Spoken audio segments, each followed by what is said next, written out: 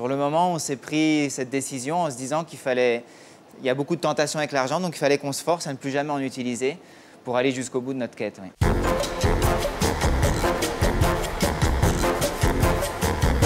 Nous accueillons notre terrien du samedi 20h, ce soir, Benjamin Lesage.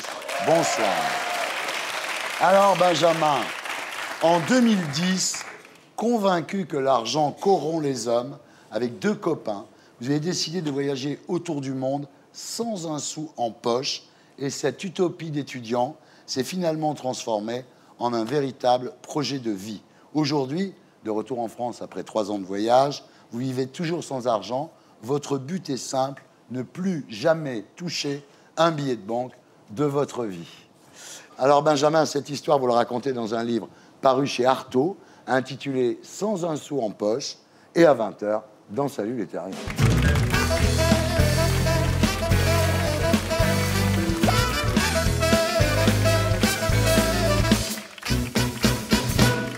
Benjamin Lesage, rebonsoir.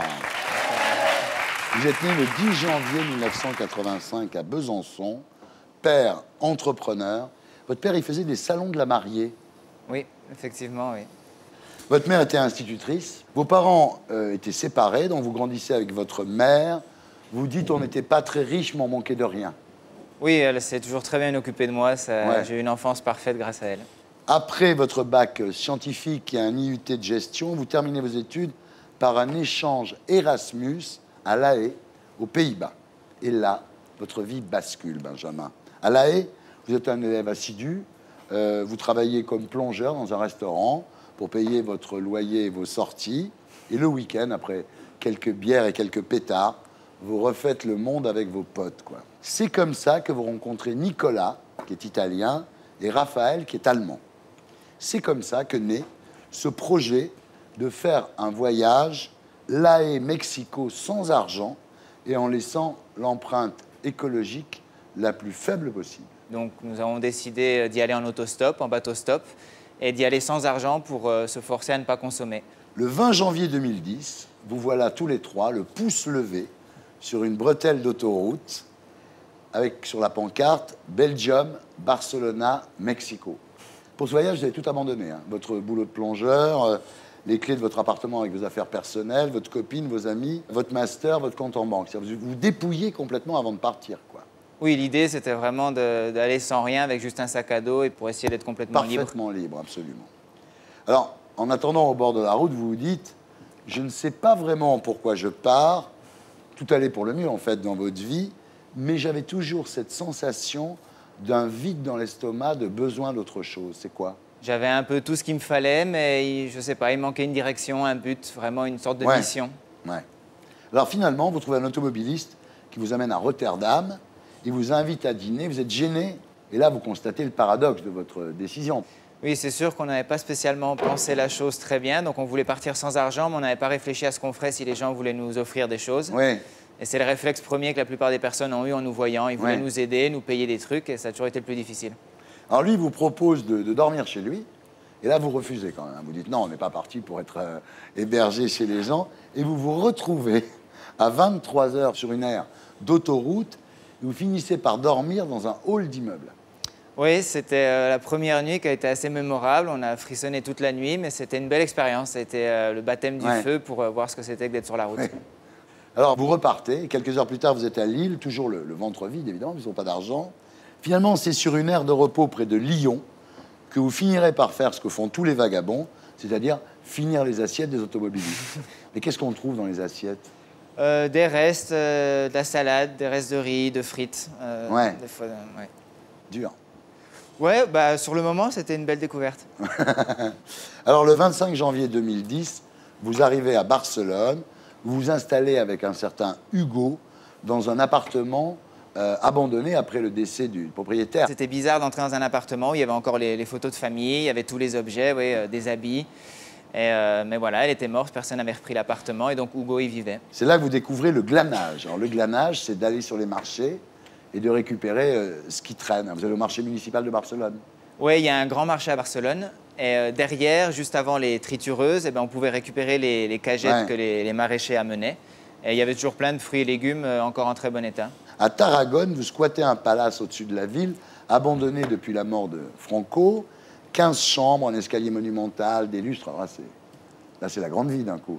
Oui, c'était l'opulence et c'était surtout aussi la réalisation qu'il y a énormément de maisons vides, et encore plus en Espagne, et c'est très triste. Ouais. Ouais. Alors, arrivé au sud de l'Espagne, nouvel écueil, le détroit de Gibraltar. Comment prendre un ferry sans argent? Et là, vous découvrez que les chauffeurs de poids lourds sont autorisés à avoir un copilote. Exactement, ouais. Donc on pouvait passer gratuitement et en plus on avait le repas offert à bord. Vous arrivez au Maroc, là vous constatez que l'hospitalité des Marocains n'est pas une légende. Vous êtes hébergé, nourri, on vous file même un petit bout de shit, quoi. Hein, tout va bien. Alors le voyage se poursuit jusqu'à Tantan, au sud d'Agadir. Là il fait chaud. Hein.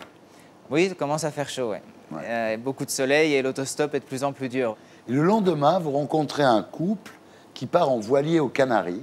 Oui, pour nous, ça a été, on n'y croyait presque plus. On avait passé des jours dehors. C'était un moment où on doutait vraiment. Et d'un coup, il arrive et nous dit « Ah, moi, je vous prends, il n'y a pas de souci. » Et voilà.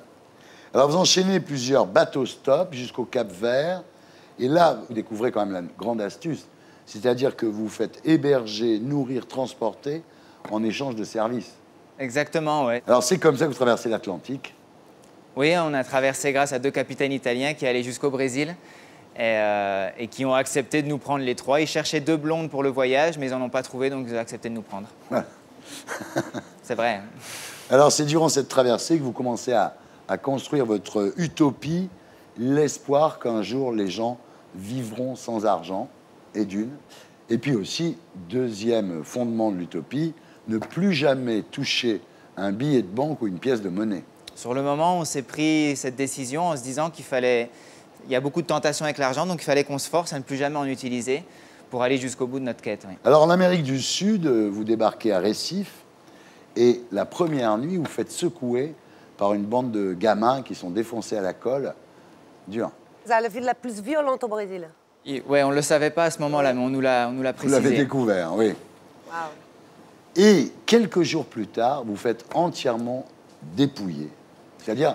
tout ce que vous aviez, c'est-à-dire vous aviez un ordinateur, vous aviez quand même gardé 3-4 choses.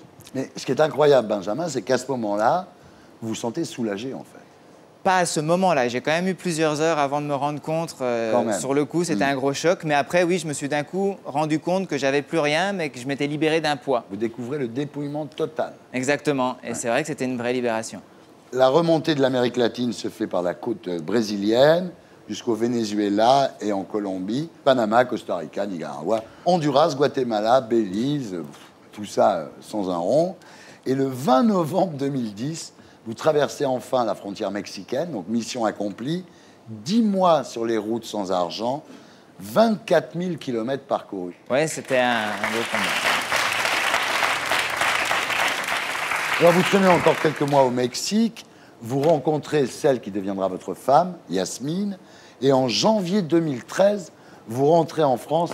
Votre mère paye le billet, c'est dur pour l'ego du héros. Ben, c'est pas grave, vous avez fait beaucoup avant, hein, je vous rassure. Alors aujourd'hui, Yasmine attend un enfant. Vous vivez dans l'Aude, sur les terres d'un agriculteur à la retraite. Bah, l'idée, c'est quoi? On l'aide au jardin, on l'aide aussi avec les constructions qu'il fait, et lui, il nous donne le gîte, et puis on peut se servir au jardin et manger ensemble. Oui. Vous fonctionnez beaucoup par échange. Par exemple, quand vous êtes revenu de votre voyage, vous aviez les dents très abîmées. Vous avez rendu service à un dentiste en vous occupant de sa mère qui était très âgée. Exactement, ouais. Pendant 1 mois et demi, j'ai aidé sa mère, et elle a accepté de me soigner les caries que j'avais. C'était chouette. Alors, votre promesse de ne plus toucher un billet tient toujours.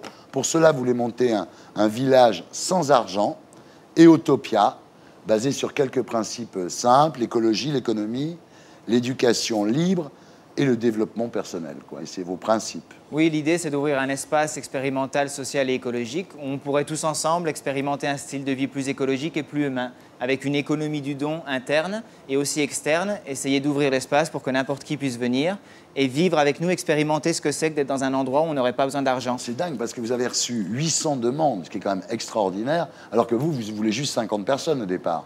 Il y a beaucoup de gens qui sont intrigués par cette idée, oui. Vous auriez fait un excellent hippie.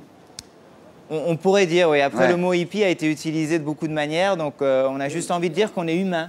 Et pour être sûr de ne rien rater de Inarditube, abonnez-vous et mettez un pouce bleu.